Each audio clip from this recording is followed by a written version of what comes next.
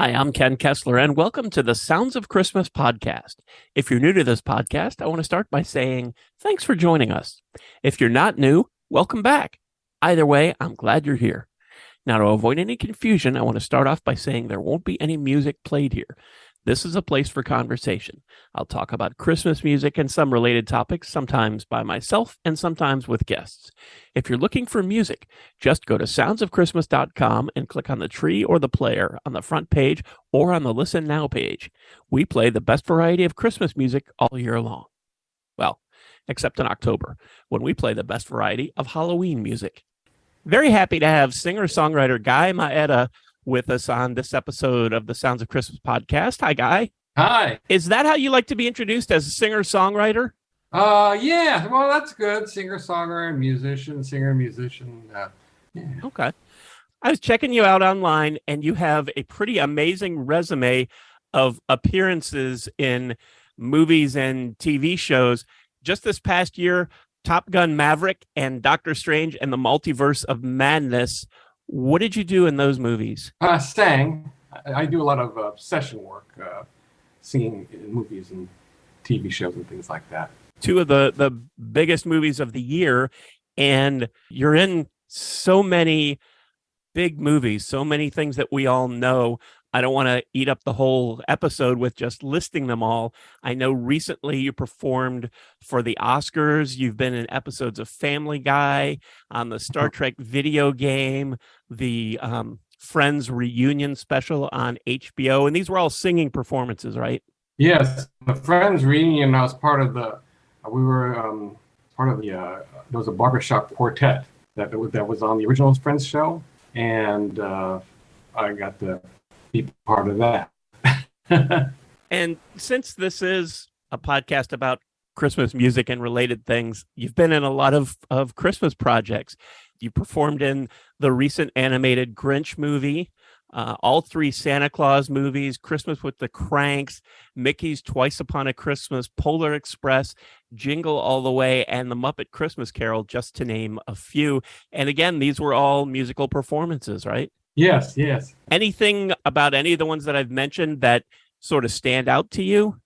Well, did you say Polar Express? Yes. Can't remember if you said that one, but that was a fun one.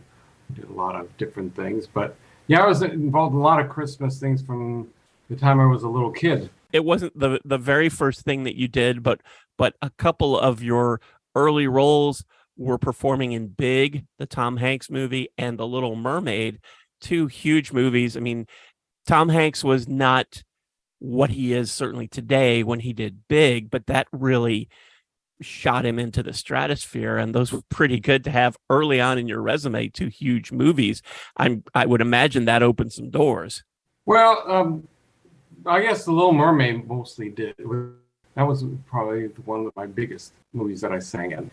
But I started as a kid, so when I was 9 years old, I did the Carol Burnett show, Christmas show, and during the time I was like everything from Bing Crosby and Andy Williams and Merv Griffin, and so when I was a kid, I got to sing on all different Christmas shows then, and then later on, we did a lot of other Christmas movie things. Wow. That's just amazing. Was this something that, I guess since you started as a kid, this is something that you was always part of your life that you always wanted to do? Yes, yeah, I always wanted to be a singer. Now, you also play piano, right? I play piano. I've actually done quite a few albums, CDs rather, of piano music. I had a record label called Piano Light Music, and we sold in the gift stores. We're big in the gift stores till iTunes came out. It was mostly easy listening background type music, but I did about 25 CDs for in those years, and I actually had a kind of a novelty hit. We did an album called A Froggy Christmas. I don't know if you remember that one, but it's been like 26 years ago, I think, already. But we were on all over the place on different radio stations, and I was interviewed on the Today Show and all the news stations and Entertainment Tonight and in People magazine. But it was frogs singing Christmas songs. That was one of the things I was going to ask you about, if you were that same person, because I have this here. Yeah. And I vividly remember that. It was like in the mid, maybe late 90s. Yeah. I worked at a radio station in Cincinnati, and that was very funny, and we played that. I don't remember if we played that particular song that I just played, but I remember when that came out, and it's Christmas songs performed by frogs. Yes. That was my crazy ideas. You even had a Hanukkah CD. Yes, I did a Hanukkah CD for QVC that they sold on their.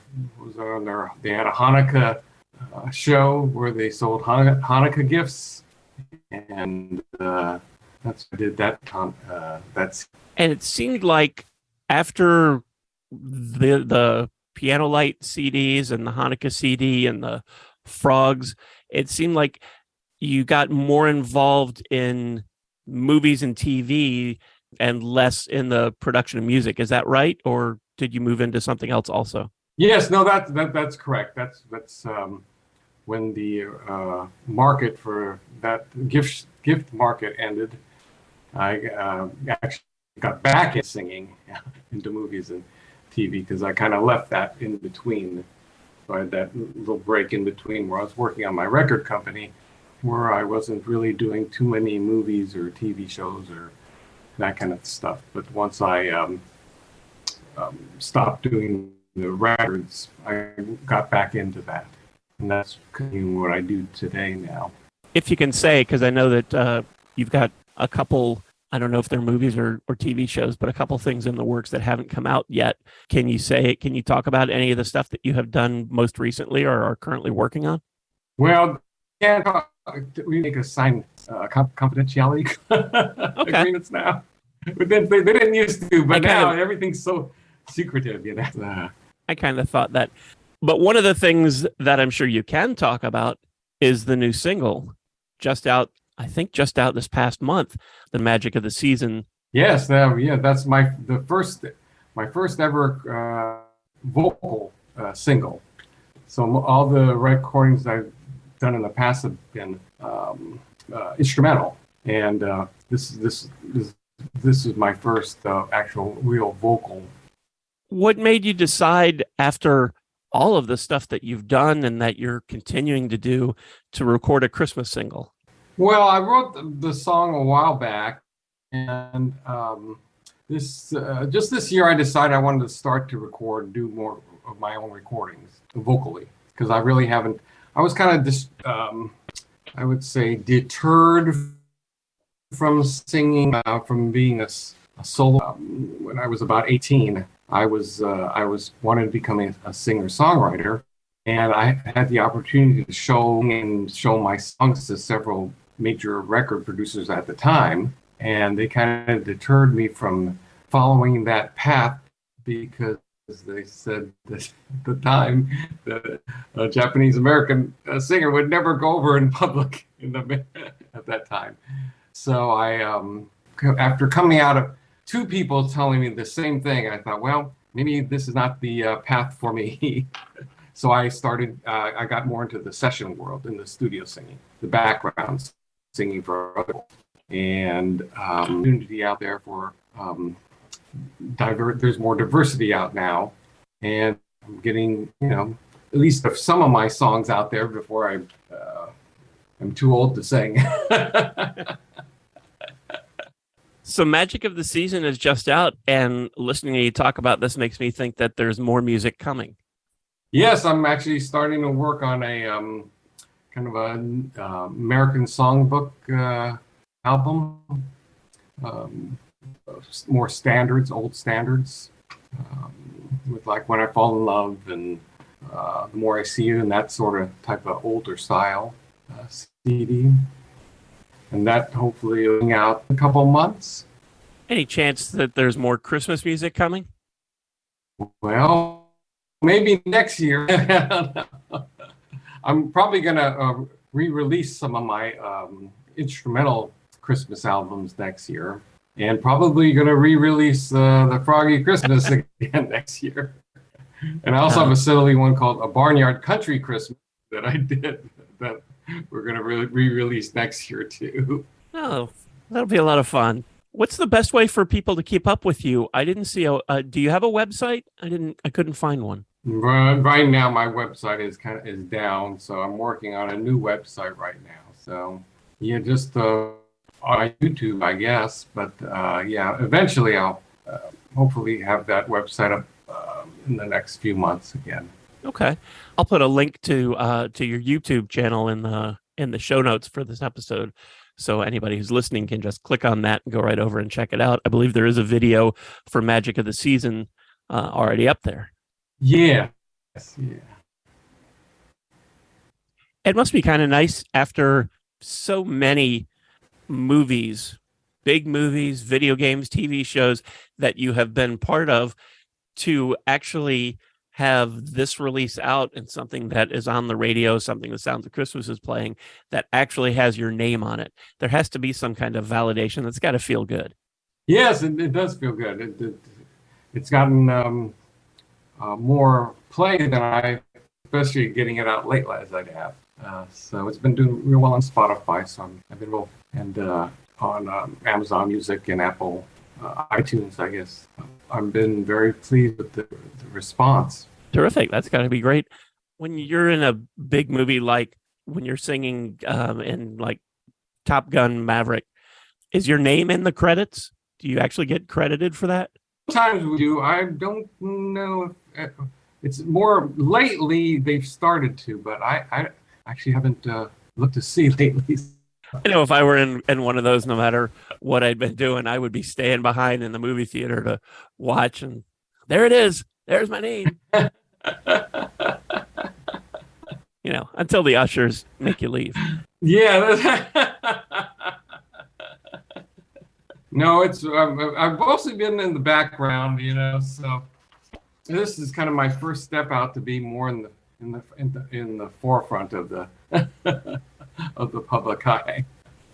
Well, I'm looking forward to the Standards album. I think there's so much great stuff in the Great American Songbook, and I love it when somebody revisits that, because I don't want those great old songs to get lost, and it keeps the music alive. Yes, those are those old standards and sung by so many great artists, and it's kind of the era that I'm from, so it's kind of thrilling to be able to do that. I also put an original song on it that I'm doing that's of that standard style. Terrific. I've always wondered when you record a song like I think you said "When I Fall in Love" was one of the ones on this that you're doing. Yes. When you record a song like that so many legendary people have recorded that before you, whether it's Nat King Cole or whether it's the big hit that Celine Dion had 30 years ago, does that enter into your consciousness at all that all these other people have done it, like the ghosts are watching you and making sure you get it right, and then the critics are going to be waiting to hear your take on some of these? Well, now you're scaring me. I'm sorry. It's funny. I was talking to somebody about really about that, but I was talking to somebody about recording a song like "Oh Holy Night" that has such a huge history, and he was saying how it's kind of like when you sing the national anthem at a big sports game and everybody's paying attention, and if you do it right, that's okay. That's fine, and everything goes on. But if you do it some way that somebody doesn't like, you never stop hearing about it. No, that's for sure. I don't want to say that to scare you. How much of the new album is already done? I haven't laid any vocals down, but a lot of the tracks are close to being done, and so the big orchestra of most of the tunes. Nice. And, so yeah, it's very exciting. All right, well, forget all the stuff that I said about it. Don't no, don't let that scare you. Well, I'm looking forward to hearing about it and enjoying Magic of the Season. I hope that there's more new Christmas music coming. And of course, next year we'll all be looking forward to the re-release of The Froggy Christmas. Yeah, it's been a long enough time. I think we can put that out again. Yeah, it's a whole new generation will get to hear it. Yeah. Guy, this has been so much fun talking to you. Thank you for joining us and talking some Christmas music and about your other music and all of the amazing things that you've been able to be part of. No, thanks for having me on. It was very fun. This was actually my first podcast I think that I've ever done. I've done radio interviews but it's been a long time. So, well, I look forward to catching. I know that when I watch some of these other movies now that I know that you're in there, I'll be looking for you and I'll be looking for your name at the end. And I guess I'll stick around. I better stick around and see if there's my name in the credits. I'll try and get a screenshot and send it to you. Yeah. Well, thanks again. I hope you and yours have a great Merry Christmas and a Happy New Year. All right, you too. Thanks a lot. And thank you so much for listening and for continuing to support the Sounds of Christmas station and podcast. Anytime you're ready for Christmas music, we're ready for you. Just go to soundsofchristmas.com and click on the tree or the player on the front page or on the Listen Now page. You can also grab our app in the Google Play Store and take the music with you wherever you go. And as far as the podcast goes, we're now on over 30 podcasting sites. So if you didn't find us on your favorite today, just search for the Sounds of Christmas next time you're there, and I'm pretty sure you'll see our tree. Then you can subscribe and you'll never miss another episode. If you have comments or suggestions on this episode, previous episodes, or the Sounds of Christmas station, feel free to reach out to me on social media or through the website. Thanks again. And may you always believe in Santa Claus.